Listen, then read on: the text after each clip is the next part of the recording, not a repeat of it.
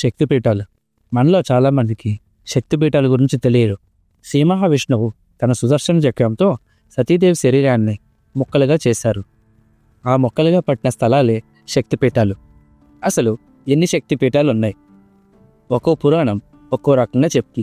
ఈ శక్తిపీఠాల్లో కూడా మహాశక్తిపీఠాలు ఉన్నాయి. అవి ఎన్ని? మహాశక్తిపీఠాలకి మరియు మామూలు శక్తిపీఠాలకి ఉన్న తేడా ఏమిటి? ఆ విషయాలన్నీ ఈ వీడియోలో తెలుసుకుందాం.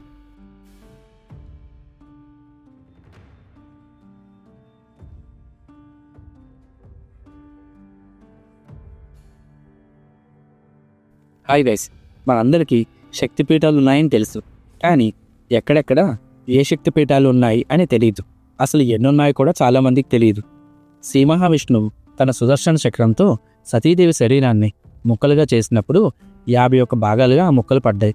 ఆ పడిన స్థలాలే 51 శక్తిపీఠాలు. కానీ దేవీ భాగవత్ పురాణం ప్రకారం 108 శక్తిపీఠాలు ఉన్నాయని అందులో వివరించారు. ఈ 51 శక్తిపీఠాల్లో కూడా 18 మహాశక్తిపీఠాలు ఉన్నాయి. ఈ 18 మహాశక్తిపీఠాలు ఎంతో ప్రసిద్ధమైనవని మరియు ఎంతో పవిత్రమైనవని నమ్ముతుంటారు. మరి ఈ శక్తిపీఠాలు అసలు ఎలా ఏర్పడ్డాయి? ఎందుకని శ్రీ మహావిష్ణువు సతీదేవి శరీరాన్ని ముక్కలుగా చేశారు? అవి ఇప్పుడు తెలుసుకుందాం. మీరు కనుక ఫస్ట్ టైం మన ఛానల్కి వస్తున్నట్లయితే వీడియోని ఇప్పుడే లైక్ చేసి ఛానల్ని సబ్స్క్రైబ్ చేయండి. ఒకసారి బ్రహ్మదేవుడు ఒక మహాయజ్ఞాన్ని తలపెడతారు. దానికి సమస్త దేవతలు, రాజులు, ఋషులు ఇంకా ఎంతోమంది వస్తుంటారు. చివరిగా దక్ష ప్రజాపతి వస్తాడు. అక్కడికి వచ్చిన తర్వాత దక్ష ప్రజాపతి పరమశివుని చూసి ఎంతో కోపం తెచ్చుకుంటాడు. ఎందుకంటే బ్రహ్మదేవుడు దక్ష ప్రజాపతి యొక్క తండ్రి వలన బ్రహ్మదేవుడు పైకి లేరు, కానీ పరమశివుడు దక్ష ప్రజాపతి యొక్క అల్లుడు. దక్ష ప్రజాపతికి పరమశివుడు అంటే ఇష్టం ఉండదు, మరియు సతీదేవి యొక్క తండ్రి కూడా దక్ష ప్రజాపతి. ఇందువలన పరమశివుడు తనను అవమానించాడని ఎంతో బాధపడి ఎంతో కోపంతో దీనికి ఎలా అయినా ప్రతీకారం తీర్చుకుంటా అని అక్కడి నుంచి వెళ్ళిపోతాడు. కొంతకాలం తర్వాత దక్ష ప్రజాపతి ఒక మహాయజ్ఞాన్ని తలపెడతాడు.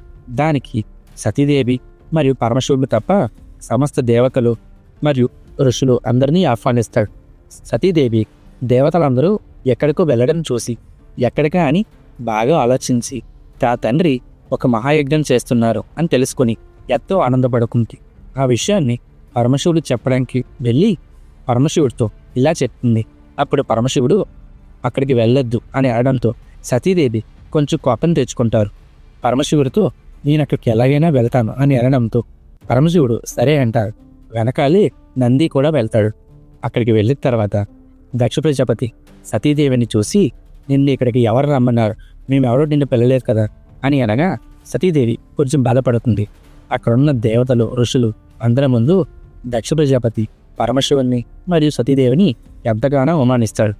అది విన్న సతీదేవి ఆ బాధను భరించలేక పరమశివుడికి మనసులో క్షమాపణ చెప్పుకొని అక్కడికక్కడే అగ్నికి ఆహుతి చేసుకుంటారు. ఇది తెలుసుకున్న పరమేశ్వరుడు ఎంతో కోపం తెచ్చుకొని వీరభద్రస్వామిని మరియు మహాకాళిని అక్కడికి పంపిస్తారు. వాళ్ళిద్దరూ అక్కడికి వెళ్ళి మొత్తం యజ్ఞస్థలాన్ని మొత్తం నాశనం చేసి దక్ష ప్రజాపతి యొక్క తలను తీసేస్తాడు. అయినా సరే పరమశివుడి యొక్క కోపం చల్లారదు. పరమశివుడు సతీదేవి శరీరాన్ని పట్టుకుని మొత్తం విశ్వంలో రుద్రతాండవం చేస్తుంటారు. దానివలన ఎంతో పెద్ద ప్రళయం వచ్చింది. సృష్టి మొత్తం నాశనం అయిపోతున్నాం.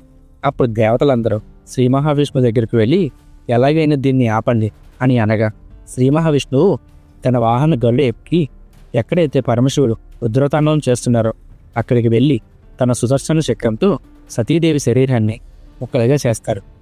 ఆ ముక్కలు మొత్తం 51 ప్రదేశాల్లో పడతాయి. ఈ 51 ప్రదేశాలే శక్తిపీఠాలు. వీటిలో 18 మహాశక్తిపీఠాలు. ఈ మహాశక్తిపీఠాలు సృష్టి యొక్క జననం, లయ మరియు వినాశానికి సంబంధించినవి. మరి ఈ 18 మహాశక్తిపీఠాలు ఎక్కడున్నాయి, ఏ ప్రదేశాల్లో ఉన్నాయో ఇప్పుడు మనం తెలుసుకుందాం. మొదటిగా లంకాయం శంకరీదేవి. ఇది శ్రీలంకలో ఉంది. ఇక్కడ అమ్మవారి యొక్క గర్జభాగం పడిందని నమ్ముతారు. ఇక్కడ పరమశివుణ్ణి త్రికోణేశ్వరుడిగా పూజిస్తూ వస్తున్నారు. ఈ పవిత్ర స్థలం ప్రస్తుతం శ్రీలంకకి పశ్చిమ తీరాల్లో ఉన్న ట్రింకోమలి పట్టణానికి సమీపంలో ఒక కొండపై ఉంది. రెండవ ఆలయం కామాక్షిదేవి ఆలయం. ఇది తమిళనాడులో ఉంది. ఇక్కడ అమ్మవారి యొక్క నాభి భాగం పడిందని నమ్ముతారు. ఈ గుడి చెన్నై పట్టణం నుండి 75 కిలోమీటర్ల దూరంలో ఉంది. మూడవ గుడి శృంఖలాదేవి ఆలయం. ఈ గుడి పశ్చిమ బెంగాల్లో ఉంది. ఇక్కడ సతీదేవి యొక్క ఉదరం పడిందని నమ్ముతారు. ఈ గుడి హూగ్లీ జిల్లాలోని పాండువాలా ఉంది మరియు ఈ గుడి దుర్గాదేవికి కూడా అంకితం చేయబడింది. 4వ గుడి చాముండేశ్వరి దేవి ఆలయం. ఇది కర్ణాటకలో ఉన్న ప్రఖ్యాత చాముండి కొండలపై ఉంది. మైసూర్ ప్యాలెస్ నుంచి 13 కిలోమీటర్ల దూరంలో ఉంది. ఇక్కడ సతీదేవి యొక్క వెంట్రుకలు కాడే ఈ స్థలం పవిత్ర స్థలంగా మారిందని ప్రజల యొక్క నమ్మకం. 5వ శక్తిపీఠం జోగులాంబ దేవి ఆలయం. ఇక్కడ సతీదేవి యొక్క దంతాలు పడ్డాయని నమ్ముతారు. ఈ ఆలయాన్ని ముందుగా 1390లో బహామని సుల్తానులు దీన్ని నాశనం చేశారని, దాని తర్వాత 2005లో మళ్ళీ నిర్మించారని నమ్ముతారు. 6వ శక్తిపీఠం భ్రమరాంబికాదేవి ఆలయం. ఇది ఆంధ్రప్రదేశ్లోని శ్రీశైలంలో ఉంది. ఇక్కడ సతీదేవి యొక్క మెడభాగం పడిందని నమ్ముతారు. ఈ గుడిలోనే జ్యోతిర్లింగాల్లో ఒకటైన మల్లికార్జున స్వామి జ్యోతిర్లింగం ఇక్కడ ఉంది. అందువలన ఇక్కడ రామశివుడు మల్లికార్జునుడుగా, అమ్మవారు భ్రమరాంబికాదేవిగా కొలువై ఉన్నారు. 7వ శక్తిపీఠం మహాలక్ష్మి దేవాలయం. ఇది మహారాష్ట్రలో ఉంది. ఇక్కడ అమ్మవారి యొక్క 3 కళ్ళు ఇక్కడ పడ్డాయని నమ్ముతారు. ఇక్కడ భక్తుల యొక్క కోరికలు నెరవేరుతాయని లేదా మోక్షమైన లభిస్తుందని ఎంతోమంది విశ్వాసం. ఇక్కడికి తెలంగాణ, కర్ణాటక, మహారాష్ట్ర ఇంకా ఎంతోమంది పెద్ద సంఖ్యలో భక్తులు వస్తుంటారు. 8వ ఆలయం ఏకవీరిక దేవాలయం. ఈ గుడి మహారాష్ట్రలో. ఇక్కడ అమ్మవారి యొక్క కుడి భుజం పడిందని నమ్ముతారు మరియు అందువలనే అమ్మవారిని ఏకవీరిక దేవిగా కొలుస్తారు. ఈ గుడిలో భక్తులకి ప్రసాదంగా కమలపాకును మెత్తగా రుద్ది దాన్ని అందిస్తుంటారు. ఈ గుడి దాదాపు 800 సంవత్సరాల పురాతనమైనది. 9వ దేవాలయం మహాకాళేశ్వర దేవి ఆలయం. ఇక్కడ అమ్మవారి యొక్క పెదవి పడిందని, అందువలనే ఇక్కడ శక్తిని మహాకాళికా శక్తిగా పూజిస్తూ వస్తున్నారని నమ్ముతారు. ఈ ప్రదేశం తంత్రాలు మరియు మంత్రాల ద్వారా మహాకాళికి గౌరవనీయమైన శక్తిగా పరిపాలించే శక్తివంతమైన రాజ్యంగా ప్రసిద్ధి చెందింది. 10వ ఆలయం పొరుగుతిగా దేవి ఆలయం. ఈ గుడి ఆంధ్రప్రదేశ్లో ఉంది. ఇక్కడ అమ్మవారి యొక్క ఎడమ చేయి పడిందని నమ్ముతారు. ఆంధ్రప్రదేశ్లోని పిఠాపురంలో ఉన్న ఈ గుడి అష్టాదశ శక్తిపీఠాల్లో ముఖ్యమైన స్థానాన్ని సంపాదించుకుంది. ఇక్కడ పరమశివుణ్ణి కుకుటేశ్వర స్వామిగా పూజిస్తారు. 11వ శక్తిపీఠం బిరజాదేవి ఆలయం. ఇక్కడ అమ్మవారి యొక్క నాభిభాగం పడిందని నమ్ముతారు. దీన్ని తరచుగా విరాజ క్షేత్రం అని కూడా పిలుస్తారు. ఇక్కడ మహిళలు తమ నాభి చుట్టూ ఒక అందమైన ఆభరణాన్ని ధరిస్తారు. దానివలన ఇక్కడ ఒడియానా అనే పేరు వచ్చింది. 12వ ఆలయం భీమేశ్వర స్వామి ఆలయం. ఇక్కడ అమ్మవారికి మరియు స్వామికి ఇద్దరికి సమానమైన భక్తి ఉంది. మాణిక్యాంబదేవి మందిరం అష్టశక్తి పీఠాలలో ఒకటిగా పరిగణించబడుతుంది. ఇక్కడ అమ్మవారి యొక్క ఎడమచేప పడిందని నమ్ముతారు.